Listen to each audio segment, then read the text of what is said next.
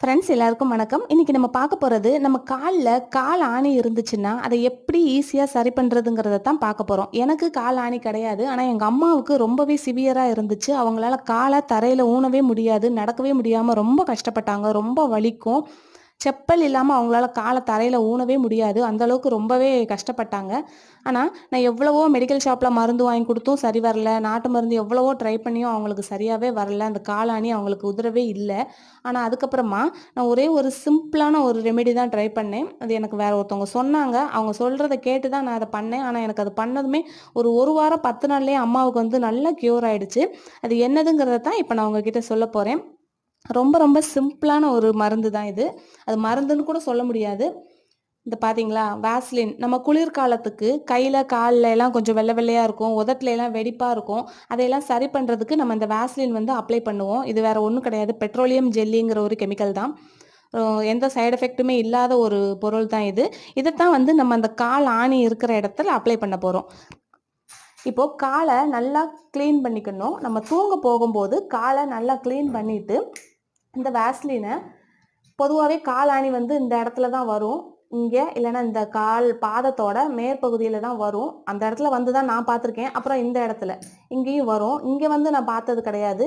இந்த இடத்துல இருந்து இங்கேருந்து எங்கே வேணாலும் வரலாம். அப்போ அம்மாவுக்கு வந்து இந்த இடத்துல இருந்துச்சு.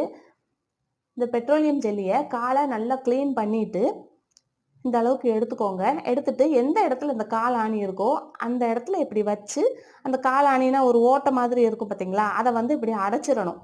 இப்படி அடைக்கிறதுனால அந்த கால் ஆணிக்குள்ள அந்த காத்து எதுவுமே போகாம இருக்கும். அப்படி போகாம இருக்கிறதுனால அது வந்து மேற்கொண்டு வளராம ஸ்டாப் ஆயிருது.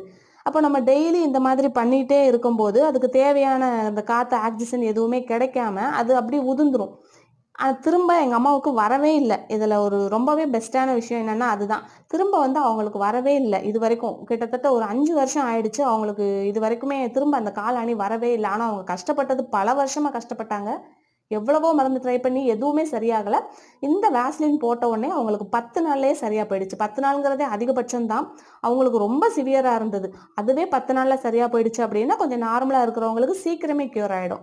நீங்களும் ஒரு தடவை ட்ரை பண்ணி பாருங்க. உங்களுக்கோ, உங்க வீட்டுல யாருக்கோ, இல்ல உங்க ஃப்ரெண்ட்ஸ் யாருக்கு இருந்தாலும் சரி, நீங்க அவங்களுக்கு இந்த ரெமெடியை சொல்லுங்க.